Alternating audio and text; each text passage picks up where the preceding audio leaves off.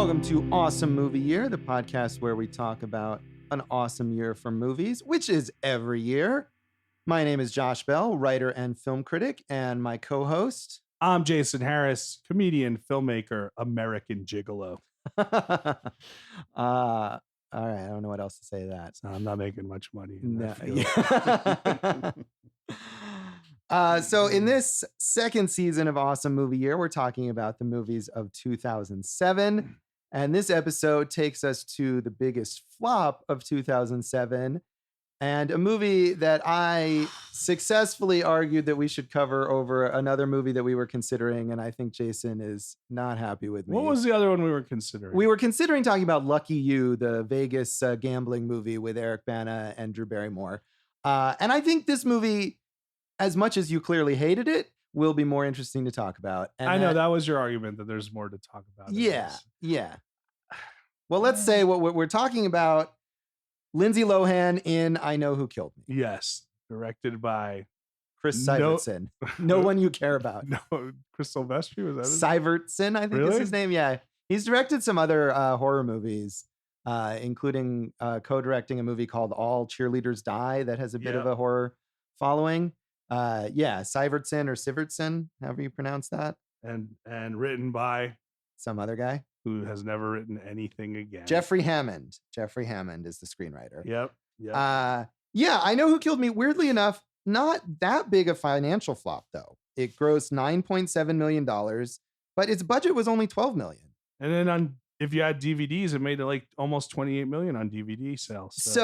I didn't look that up, but I trust that you are correct. And it has kind of gotten a cult following. I think that's probably the case though, for a lot of movies that are considered flops at the time that end up garnering a following of people who either genuinely appreciate them or who are just fascinated by why was this movie such a massive failure. We talked about North last season, and that's a movie that also did lose a lot of money, but I think probably eventually made its money back because of people just wondering what the heck was going on with it. Yeah, with North, there was, you could see all the places that it went wrong, that it could have gone right. With this one, you can't see any places it could have gone right. But you can definitely see all the places that it went wrong because it's all the places. Every place you look, it went wrong. Yes.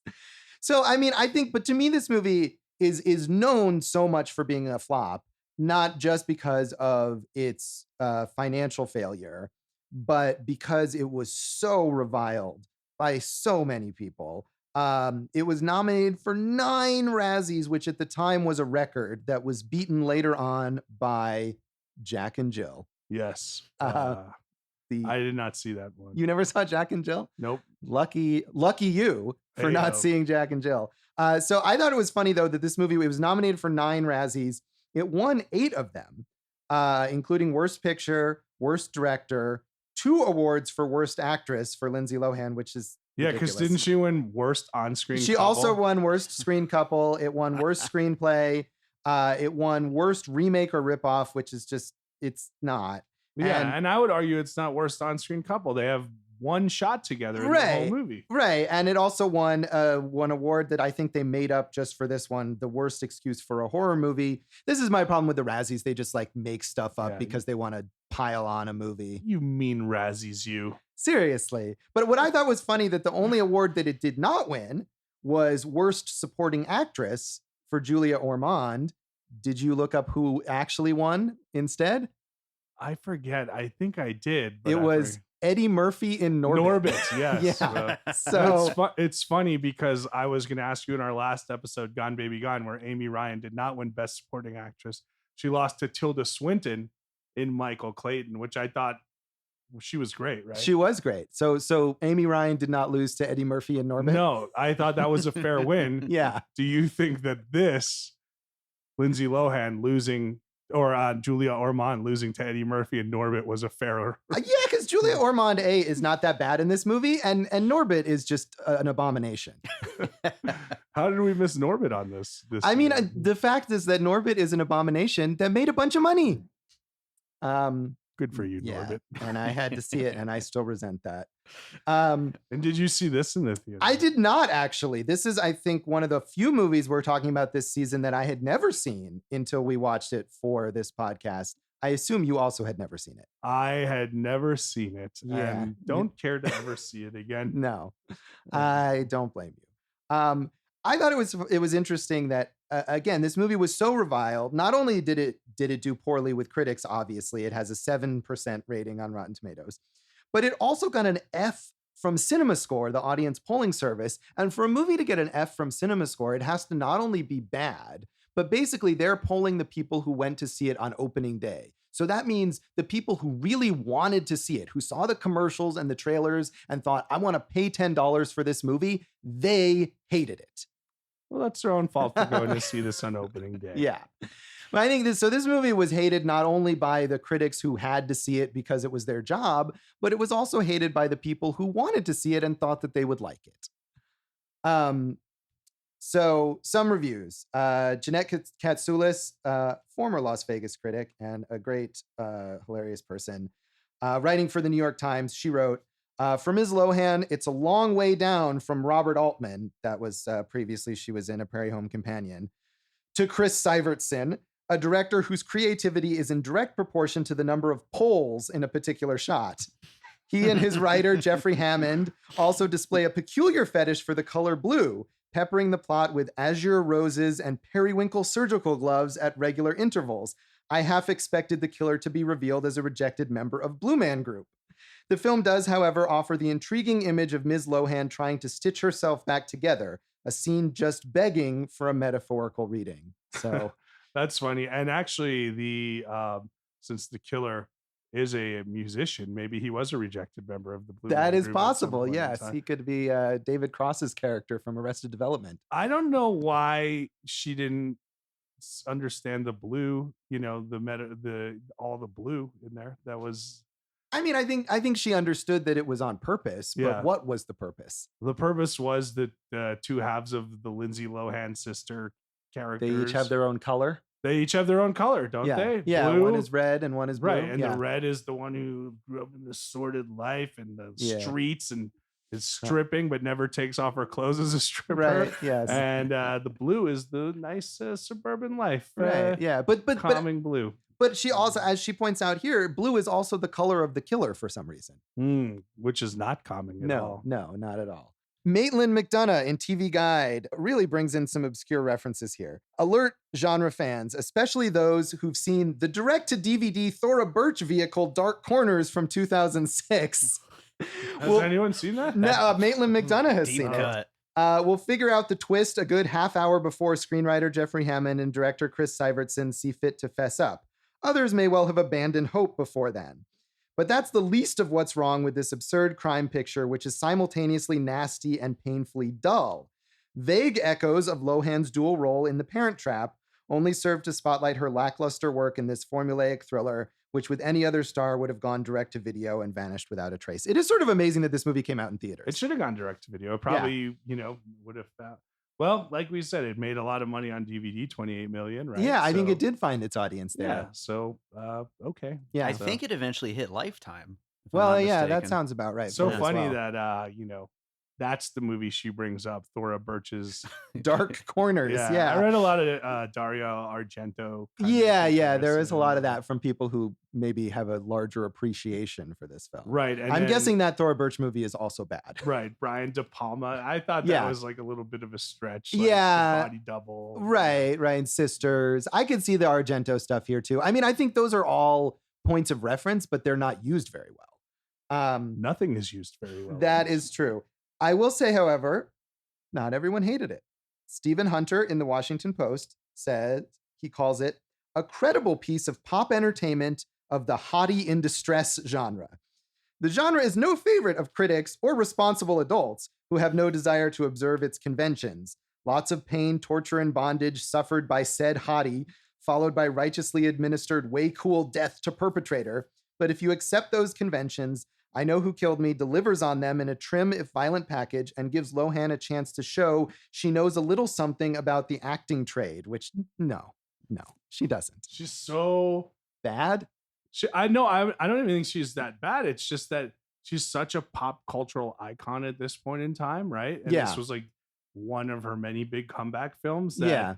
That became the story of this, right? Right. Like, She went to rehab in the middle of making I this think movie. it was like on day one or something. Yeah, and she was in rehab while like they let her out during the day to make this movie, and then she went back afterwards. If someone had shot a behind the scenes documentary about the making of this, that would have been fascinating. Yeah, I think I was reading some also, and I didn't notice this watching, but that supposedly she was so hounded by paparazzi that they ended up in the background of some shots, like extras, and some which actually made sense for part of the story. Right. I think maybe they did their best to incorporate it, but yeah, the idea that this is like a good performance from her, I think, is very wrong. Well, I guess that'll come in later in the show, but you do wonder because she showed so much promise as a young actress. She did. We see The Parent Trap here, and of course, Mean Girls is probably the height of her career as an actual like decent actress.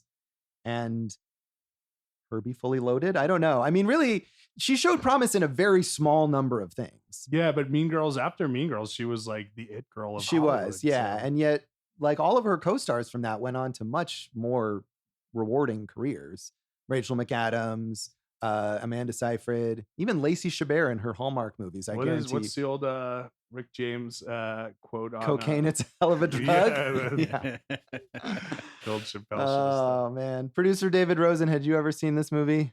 Have you ever seen this movie? I have not seen this movie. No, okay. Although I will say that this morning I watched the trailer and I kind of want to watch it now. It looks like a lot of fun in a bad movie kind of way. Yeah, I wish you were right. Because that's sort of like, I mean, dude, obviously the pinnacle of a lot of fun in a bad movie kind of way is The Room, I think, for a lot of us. Yeah. And that's what I was hoping, man. I love movies that are so bad that they're good. Right. This is just not. Yeah, I fall somewhere in the middle on it, but we'll talk about that. Did you have any other background details you wanted to mention?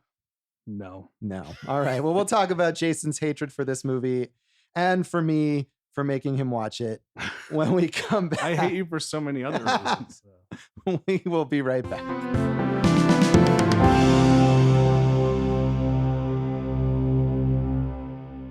Welcome back to Awesome Movie Year. In our second season, we're talking about the movies of 2007. And in this episode, we're covering the biggest flop of the year, the Lindsay Lohan vehicle, I Know Who Killed Me.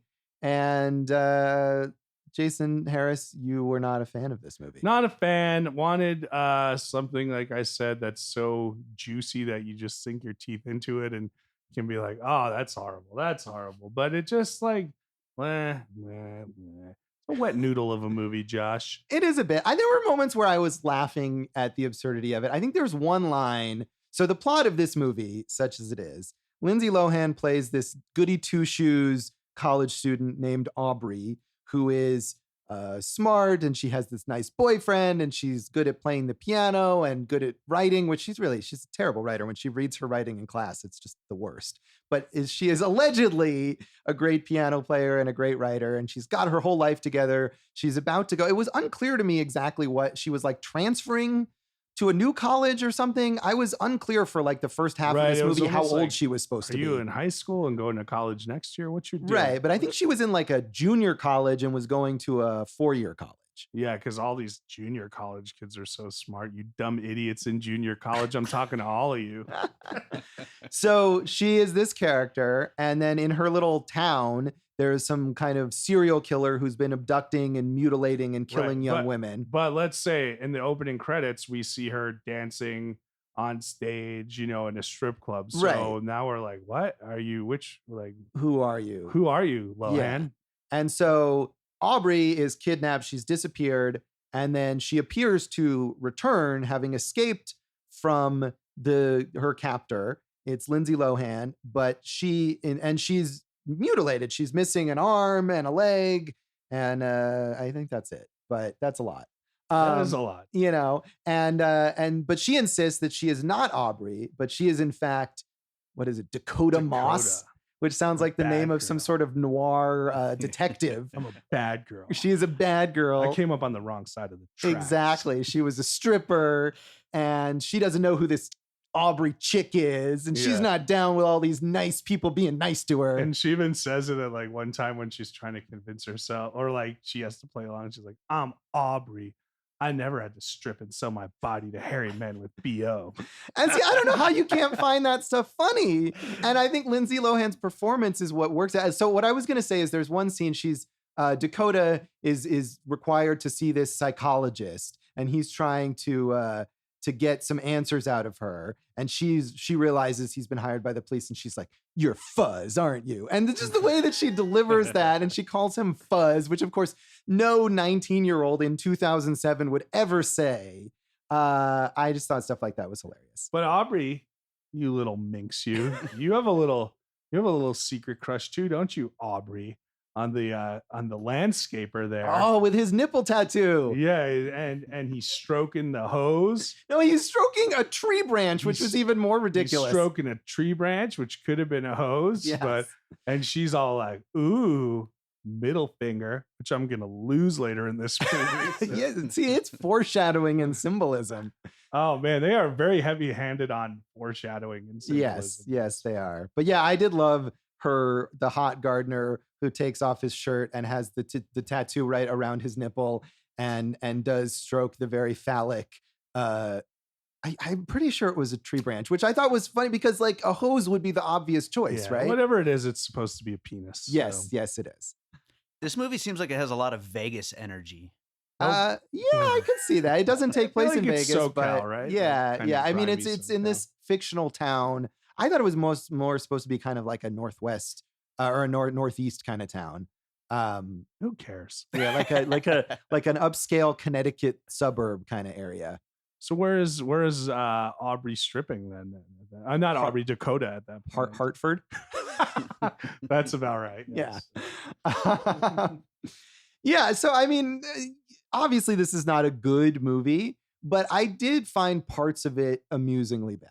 What parts? Like I was saying, some of the line delivery or the depiction of the gardener, just the whole attitude that Lindsay Lohan tries to bring in her performance as Dakota and completely fails, because you could sort of buy Lindsay Lohan. Weirdly enough, Lindsay Lohan in real life is like a hardened drug addict and yet cannot convincingly play a hardened drug addict. And I could only believe her as this dumb, naive other character, even though in that she's not good in that role either.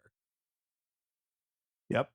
She's not horrible. I mean, like she's watchable, right? So yeah. There's some times you watch a movie and you're like, how does this person even get a job? Right. Right. Like, I don't know. She's just there. She's doing her thing. Is she attractive in this movie, do you think? Like, is she pretty? I think she's pretty. Yeah. So, I as Josh knows, I don't like films that are supposed to be erotic that remove all the eroticism. Like, if you're a stripper, you have to strip. You know what I mean? If you're having a sex scene, unless there's a reason for all your clothes to be on, it doesn't make sense to me. You know what I mean?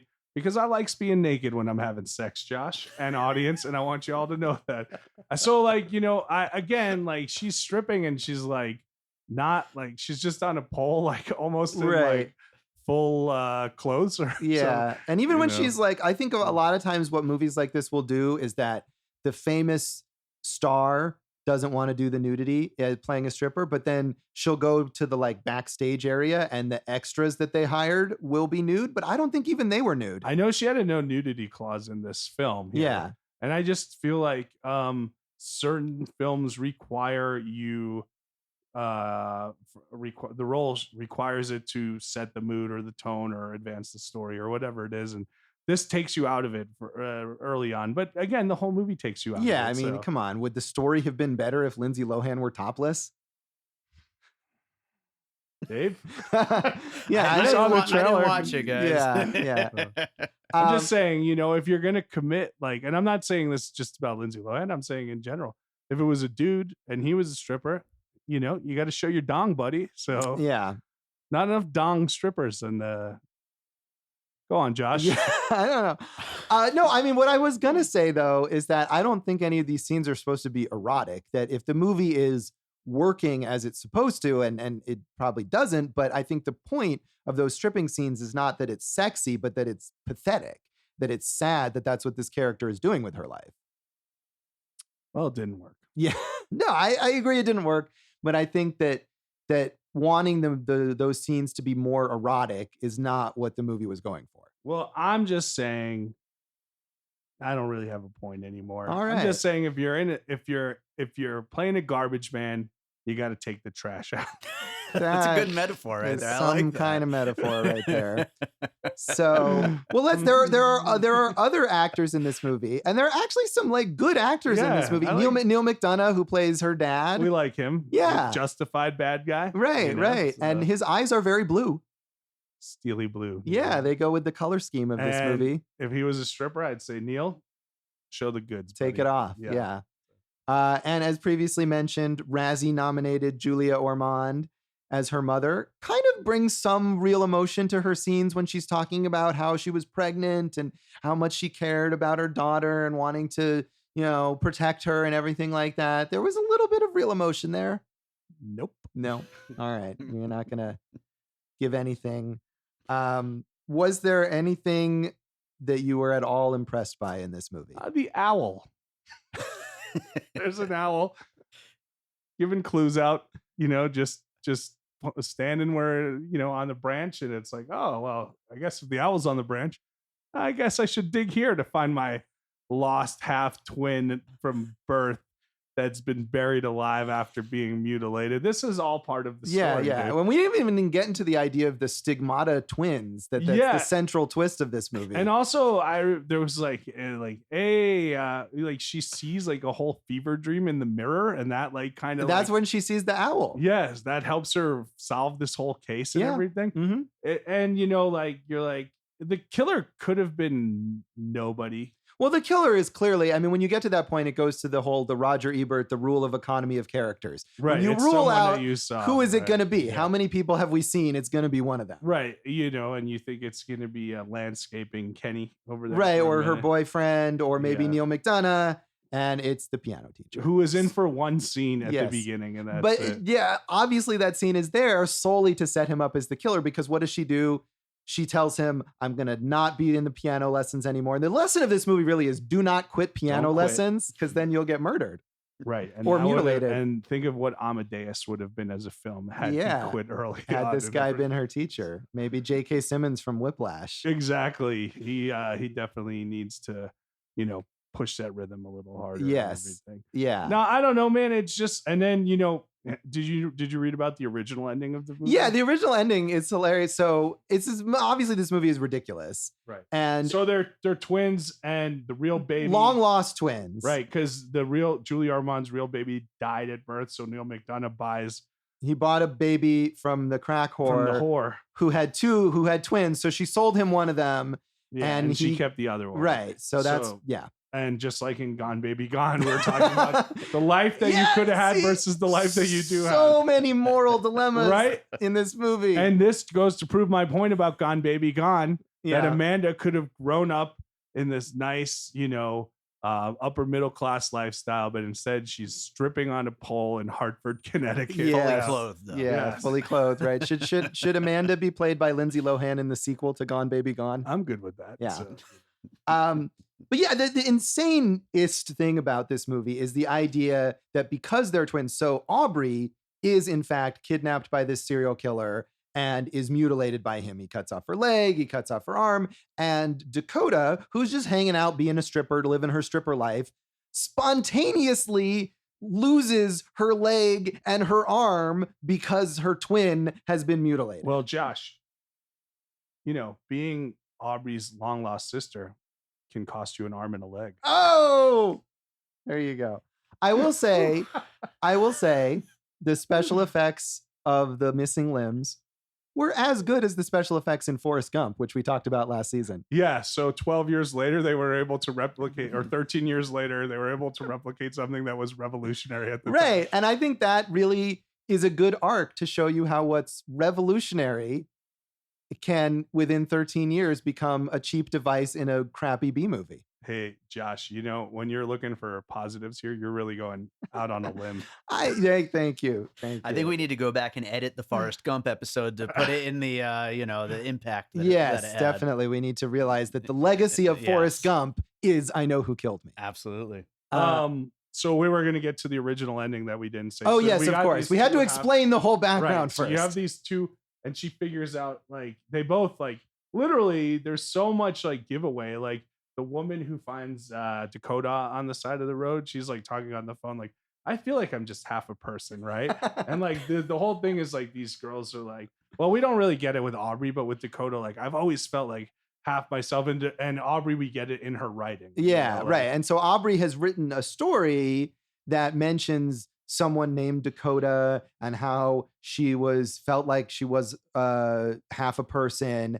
And so obviously Aubrey's stories are kind of a representation of what's going on. And originally the ending revealed that the whole thing was a story written by Aubrey, which is just the worst. It by wasn't a that third character who made up both these characters. Oh, that was not what I had read. I didn't. Did you actually watch the original ending? No, but what I had read was there was a third character played by Lindsay Lohan who made the whole thing up. Yeah, that's even worse. Yeah, well, of course it's even worse. Josh. Yeah, I mean, it's basically the cop out. It was all a dream. It was all made up ending. Which is, I mean, if you've sat through something like this that's this bad, you know, if you finally get to the ending and the movie is like, just kidding, all that crap we showed you didn't even really happen. Yeah. Like North. Right, exactly like North. Exactly like North. Yes. So in the end, you know, where Dakota finds the owl and decides like, oh, this must be where I must dig for my buried alive sister. And she like kind of like she's got this fake limb.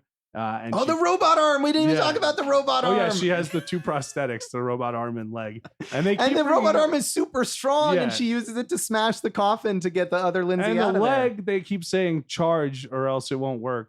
And she keeps forgetting to charge her leg. Like, really? You're gonna and the leg doesn't have to, like, this is what I don't get, right? So they have to charge the leg, but not the arm. But not the arm. Yeah. The arm, which like does all this stuff, is all robot. The leg is just, it doesn't move. And it didn't really come into play that she didn't charge it as much. No, they show its little battery indicator on the ankle. Right. Though. So the character of Aubrey has been buried alive, mutilated, and has been kidnapped. It's been weeks now that she's been kidnapped. Yeah. So Dakota finds her, you know, digs her up, punches through the glass coffin, which could cause cuts. That is true. Aubrey. And what does she do when she gets her out? She doesn't call the ambulance, the police. She doesn't go get medical help. She lies down next to her and gives her a cuddle. Yes. Yeah. And that's the end of the movie. Yeah, it's very bad. All of it is bad. I agree. So I am going to guess that out of, say, 5 severed Lindsay Lohan limbs, you're going to give this a very low rating. One limb. Give it 1. An arm or a leg? Which one would you choose? I'm going to give it an uncharged leg. And I will give it 2 because I really don't think, as much as this movie is bad, I feel like this movie could have been more epically bad, which is what I was sort of expecting. It's just, as ridiculous as the plot is, it's more of just like a run-of-the-mill bad B movie. Yeah, and that's what's so disappointing. Yeah. But I feel like the one, I don't know. Anyway. But it's not a run-of-the-mill bad B movie because it got released as a, you know, major mainstream film. True, right. It was set up to be more than that, but it turns out to be. It's not like the 2006 direct-to-DVD Thora Birch film, blah, blah, blah, blah. Dark Corners, which we will be covering in our season on 2006. In direct-to-DVD 2006 film. Yes. Awesome direct-to-DVD year. Yes. So. I would love to do that, actually. That'd be cool. Did you ever see, you know what? I've never seen The Parent Trap. Have you ever, speaking of the... Just parts of it. Or wasn't she in Freaky Friday? That one? Yeah, too, yeah. We just watched that. My daughter, who is 5, she likes that one. The one with Jamie Lee Curtis? Yeah. And she's fine in that. Right. And then, although there's this weird scene where like she's the daughter and, you know, the parents have broken up, but because of Freaky Friday, it's the mom who's the daughter. So Lindsay Lohan, Jamie Curtis as Lindsay Lohan, right? Yeah. Or Lindsay Lohan as Jamie Curtis. The daughter who is in, it's the body of the daughter, but the The mind of the personality mom. Yeah. has to like profess her love to her dad slash. Oh yeah, that's ex. creepy. Yeah, That's creepy. more like Creepy Friday. Yeah. And we could call I Know Who Killed Me Creepy Friday. Yeah, how about that when she uses the title in the line, which Yeah, that's always great. And it Yeah. doesn't make any sense because Aubrey It's hasn't not. even been killed. Yeah. She's still alive. Dakota says, "I know who killed me." Right. Yeah. Yeah, and Gone Baby Gone, the cheese, the Yeah. drug dealer goes, "He's gone. She's gone, baby." Yeah. Gone. We could put I love that line. we could put both of those in one of those YouTube montages of Yeah. moments where they say the title of the movie. Well, in the this movie. one's bad because it's just like she's like, "I know who killed me." It's Yeah, like, well, you're alive, and Right. then she's alive too. right. It's very shoehorned in. Yeah. It is. I will say that's a great title. If you didn't know anything about this movie and someone said, "Do you want to see the movie called I Know Who Killed Me?" I'm like, yes, I want to see that. You would be a mistaken to do That is true. So we'll come back and we'll talk a little more about the legacy of I Know Who Killed Me.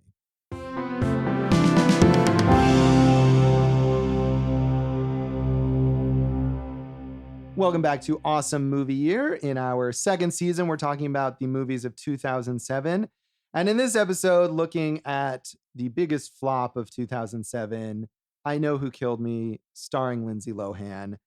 And speaking of Lindsay Lohan, the legacy of this movie largely is the continued death of Lindsay Lohan's career as a movie star. This is the last like theatrical movie that she starred in. This was why this was a flop, was because this was supposed to be her big comeback. And even though we had already said like, oh, it made its money back on DVD, this was such a panning universally everywhere you look, that and it killed what was left of her acting career, I guess, at this point in time. Yeah. I mean, Wait, this was what about The Canyons? That came after this. yeah, I mean, The Canyons was barely released in theaters, and I haven't seen it, but that's more of an ensemble thing, I think, where she's not necessarily the main star. She was in more movies after this, but this was the last movie that she was the star of that came out in theaters. I mean, post this, she had one other starring vehicle, which was the romantic comedy called Labor Pains that was supposed to come out in theaters and ended up getting shifted to direct to ABC Family, I think. And she was in Machete a couple years later and had a small role in that. She did do The Canyons. But in terms of like a wide theatrical release where she's was the star, yeah. there is not another one. She just recently made a direct to DVD werewolf movie that just came out probably a few months ago. But yeah, I mean, no one today, this was the end of Lindsay Lohan starring vehicle as a major theatrical release. That's fair. Yeah. It's also the end of Jeff Hammond, the writer. Yeah. Oh, That's yeah. what I said. The Yeah. first and last screenplay Was he it? wrote. That never happens. Like usually, like you'll look someone up on IMDb, they have at least like a direct to video Yeah. or something. Right. And One Chris- credit. Director's done other Yeah, stuff. he's Yeah. gone on, like I said, that movie All Cheerleaders Die, which he co-directed with Lucky McKee, has kind of a horror movie following. I think he's done he might have made like a Lifetime movie at one Right. point, Or which some makes sense. Netflixy stuff. Yeah. I mean, he hasn't exactly had like a great career, but he has gotten to keep working. And Lindsay Lohan has a Beach Club TV show, right? Yeah, a reality show, which I think just was recently canceled. And Such a obviously shame. Lindsay Lohan's life is not going well. yeah. And she had that other reality show with her mom back in the day. Yeah, that Oprah worked on with her, I think, right? The one where that was like I feel like the arc of Lindsay Lohan's career is endless efforts to rehabilitate her that all fail. Man, I just remember when Mean Girls came out and she was the toast of the town. And obviously she's physically beautiful, but like you really saw like she had like this skill, like this kind of girl next door. She could do so many different roles, whether it be horror or comedy. You really thought that she was going to make something of her career, and boy, she did not. No, she really didn't. And I think even that fresh kind of girl next door quality, she really lost that very quickly. I mean, by the time she made this movie, that whole quality was really gone. Yeah, well, that's the drugs. That is the drugs, yes. But as we said, this movie did attract sort of a cult following, not a huge one. There were some midnight screenings as they sort of attempted to recoup their losses in the theaters. I agree. I mean, I get that, but it wasn't like, again, it's like The Room where everyone can, say all the words along and it's so bad. It's so much fun. Yeah. This is just like, I'd rather go to sleep at midnight than watch this.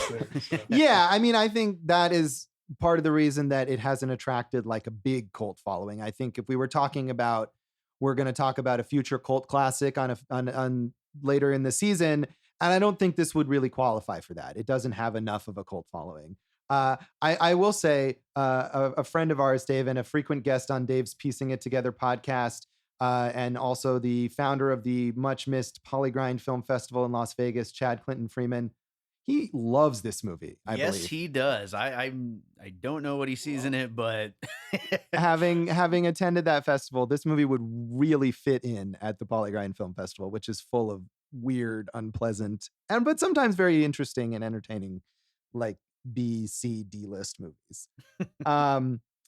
And the last legacy thing I'll mention is that the Razzies just could not let go of this movie. Yeah. It was nominated in 2010 for Worst Picture of the Decade, which I feel like it probably didn't deserve. And it was Richard Roper's worst movie of the decade on his list. Yeah, I mean, and I think, again, this movie is just like a crappy B movie. It's not the worst. It's not an abomination. It's no Norbit. You've come full circle. I really am not a fan. I would like to have seen this movie with that Eddie Murphy Norbit girlfriend character. What if Eddie Murphy played Aubrey and Dakota in this movie? As the Norbit girlfriend or whatever her name was. I don't remember either. Random idea for a movie that I think would be a lot of fun. You guys were talking earlier about how she was actually in rehab while shooting this. Yeah. I could picture like a biopic style movie about that shooting. Like The Disaster Artist, but about I Know Who Killed Me. I think that could be a lot of fun. That would be good. That would be better than this. Yes, it would. So that is I Know Who Killed Me, and that's this episode of Awesome Movie Year. You can follow us on social media. Although I don't know why you would after us watching this film. Awesome Movie Year on Facebook and Instagram, awesomemovieyear.com, Awesome Movie Pod on Twitter. I'm Jay Harris Comedy or Jason Harris Comedy on all those things, and goforjason.com. You can find me at joshbellhateseverything.com and Josh Bell Hates Everything on Facebook. Follow me at Signal Bleed on Twitter, and listen to our producer David Rosen's awesome podcast, Piecing It Together. You can find us at piecingpod.com, on Twitter at piecingpod, and check out the Facebook group Popcorn and Puzzle Pieces. And what do we have on our next episode, Jason? Next week, we are doing the Palme d'Or winner from the Cannes Film Festival of 2007, the Romanian, very heavy film called 4 Months, 3 Weeks, and 2 Days. It is very heavy, and I think there's a lot of interesting stuff to say about it. So tune in for that next time, and thanks for listening to Awesome Movie Year. Thank you for listening to Awesome Movie Year. Make sure to follow Awesome Movie Year on Facebook, at Awesome Movie Pod on Twitter, and at Awesome Movie Year on Instagram. And if you like the show, review us and rate us with 5 stars on Apple Podcasts.